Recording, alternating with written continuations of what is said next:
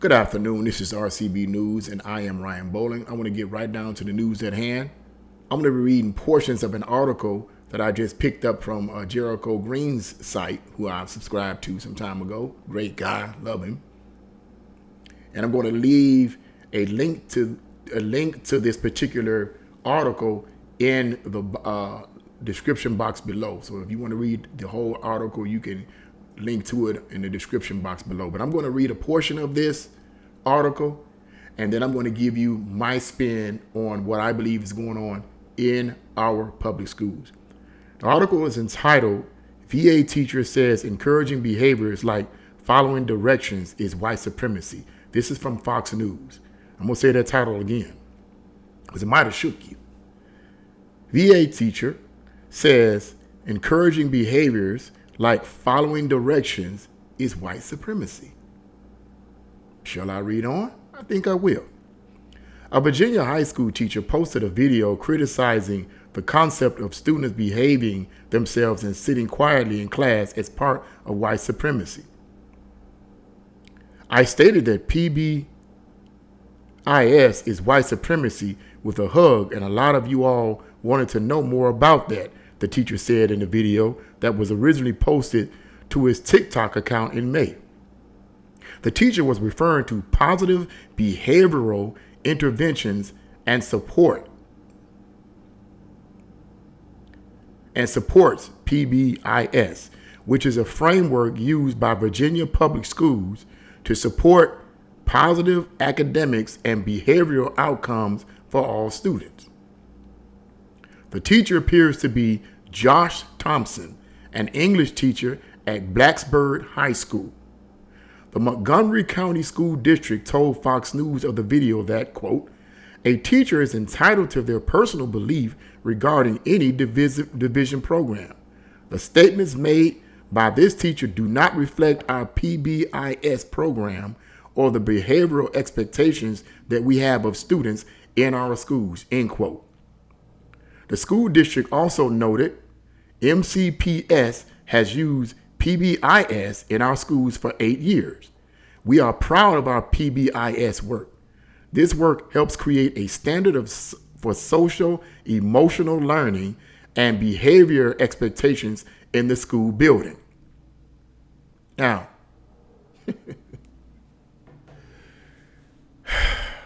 where do I begin with this?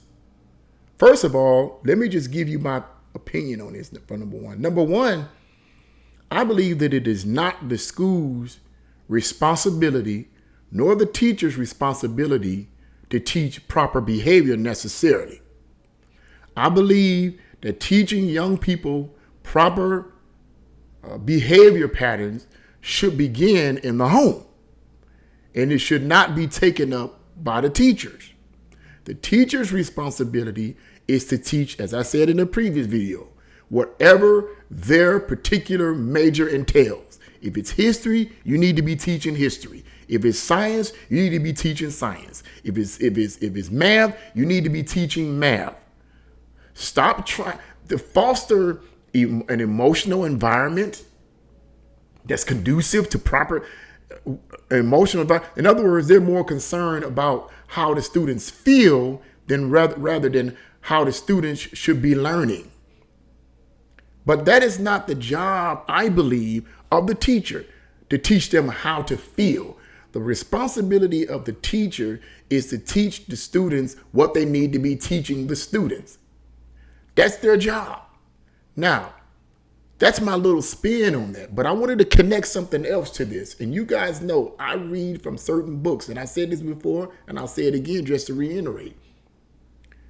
One of the reasons why I read from these books is so that I don't misquote the words of the individual.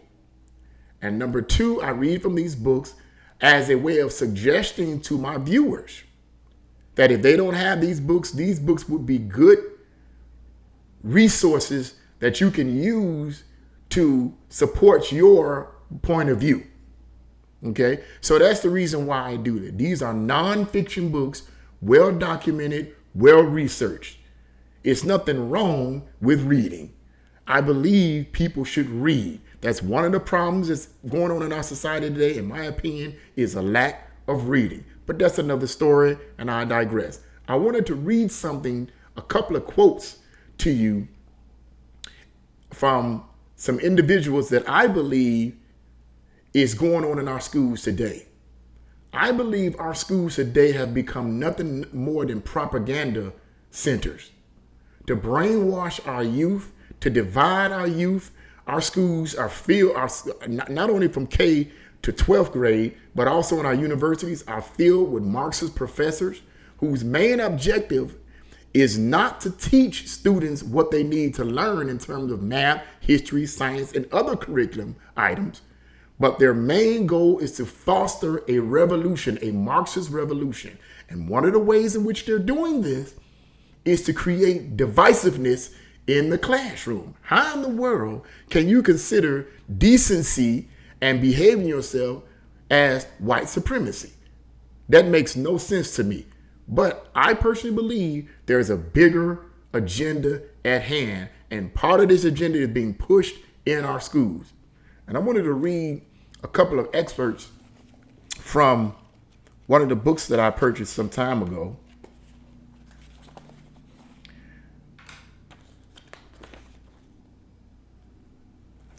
And I want to read a couple of quotes from some very famous individuals. By the way, the name of I introduced this book before, Mass Awakening by Paul McGuire. I didn't really want to show this book because this book is so tattered up, but that shows you I've been reading this, okay? Now, this is on page 227, and Paul McGuire, in his research, he discovered something that John D. Rockefeller said many, many years ago. Now, I'm going to quote the words of Paul McGuire, and then I'm going to quote the words of John D. Rockefeller that he wrote down in his book. Now, these are the words of Paul McGuire. He says this: in the early 1900s, John D. Rockefeller amassed the equivalent of $663 billion in today's dollars to establish foundations and think tanks to help implement this scientific dictatorship. I mentioned a scientific dictatorship in my previous video. Not something that I came up with, but something that Bertrand Russell, I believe his name is, believed in and promoted. You can watch my previous video to get the information on that. Paul McGuire goes on to say, in his first mission statement of the J.D. Rockefeller Endowed General Education Board in 1906, that's how long this has been going on, Rockefeller wrote the following, quote, in our dreams, people yield themselves with perfect docility. That's easy to manage, control, and submissive, in parentheses, to our molding hands.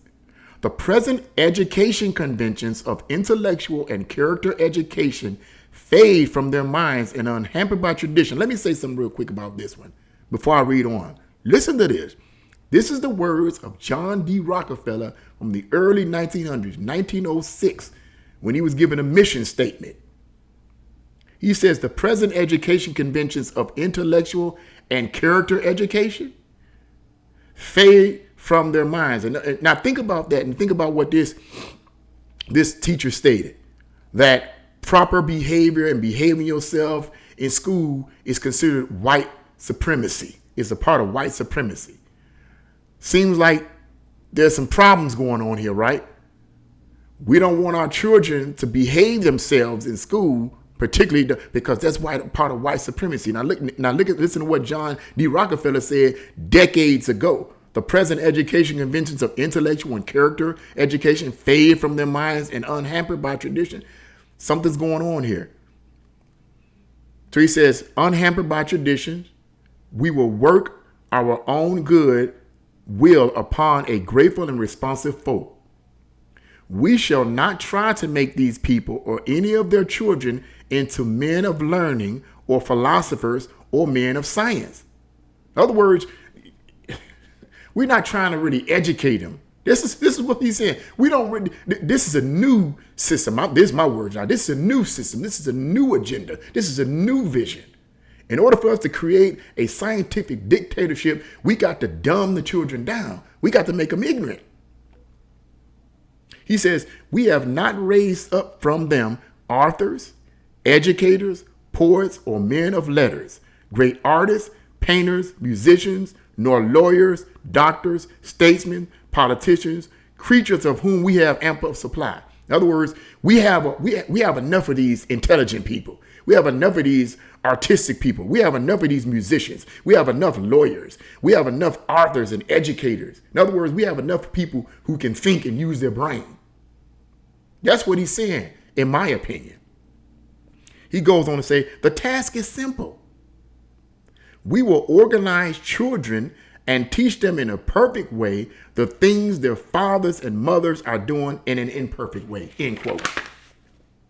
In other words, as parents, according to his words, not mine, according to his words, the way I interpret that is, as parents, you don't know what you're doing.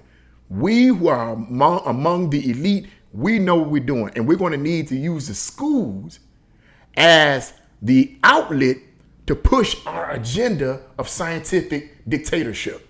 We got to control the young people's minds because they're going to be the leaders of the future. And we don't need doctors and lawyers and musicians.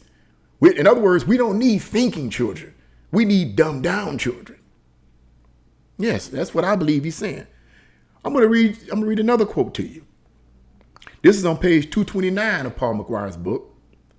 And he says, there was a man by the name of Harold Rugg who wrote a book in 1939 entitled The Great Technology. 1933 entitled The Great Technology. So this man, Harold Rugg, wrote a book in 1933 called The Great Technology. Wow. All the way back in 1933, they was talking about vast technology. And listen to what he said. It's what this man says. A new public mind is to be created. How? Only by creating tens of millions of individual minds and welding them into a new social mind. Take all these millions of minds, all these individual minds, all these thinking minds, and weld them into a new social mind. You got to get control of the minds of the people. He goes on to say, old stereotypes must be broken up and new climates of opinion formed in the neighborhoods of America. Now, here's the part that connects to the school situation. Through the schools of the world, we shall disseminate a new conception of government, one that will embrace all the activities of men, one that will postulate the need, watch this, of scientific control in the interest of all the people. Get that. One that will postulate the need of scientific control in the interest of all people. This is what this man, Harold Rugg, said in a book he wrote in 1933 entitled The Great Technology. This thing is real. So what I gather from that in connecting those words to the words of this teacher in Virginia is exactly what these elites are trying to do. They have to get the minds of our youth today in order to produce the leaders they want for tomorrow, which are leaders that's going to embrace a global socialist government. That's what I believe the situation is. This idea of behaving yourself in school is a part of white supremacy. And I saw the video. I saw the video and I listened to this guy. He's a younger guy. Young guy. He had to be no more than about in his maybe 30s, 40s. Young guy, man. Young guy. Young instructor, young teacher. Saying these kind of things in our public schools. People, this is horrible. This is horrible. As parents, if you're a parent, I am. But if you're a parent, you got to ask your children, if you're not asking, and I don't want to sound like I'm preaching, but you got to ask your children, what are they being taught in your school? What is being taught in your school? We as parents are responsible for asking questions. Even if we work in a full-time job or working 2 or 3 jobs, we can still take some time out to ask son, daughter, what are they teaching you in your school? Because they're going to continue to do the things that they're doing in these schools if we as parents don't rise up and ask questions.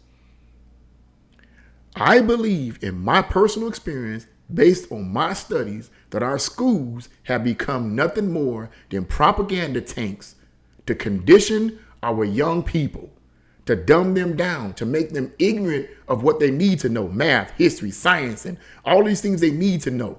to dumb them down. Because when you're empty of all of the things that you need to know, such as science and history and math, when you're empty of all these things that require for you to think and think in a logical way, it's easier to brainwash you with propaganda. Empty the mind of thinking material, fill the mind with propaganda. That's how it is. Good out, bad in. Good out, bad in. Take the good out and put the bad in. And that's what the schools have become. Nothing more than garbage dumps for socialism and communism to brainwash our youth. I'm passionate about this type of thing, and I don't know how long YouTube is going to let me do this, but I'm going to continue to do it by the grace of God and continue to expose this mess by the grace of God as long as I can. But listen, people, if you have anything to say about it, if you have any comments, if you agree with this or whatever the case may be, put your comments in the comment section. Let's have a discussion about this. What are your views on this? What are your views on the information I just read to you from the article, as well as from the book and the quotes of the individuals? This is not a fiction book, and this is not a fiction. These are not fictional characters. You can look them up. They existed. This whole propaganda agenda has been going on for decades. That's why it's so hard to change people's minds about it. Because once mind control takes over, man, it's hard to change people's minds. Because now it's settled in their subconscious. It's become a part of their being now. So it's going to take more effort to peel back the veil of darkness, the veil of division, and the veil of evil. But if you have any comments, make your comments known. If you like this video, press the like button. Subscribe to this video and share this video. Thank you very much, and see you all again on RCB News. God bless you and enjoy the rest of your day.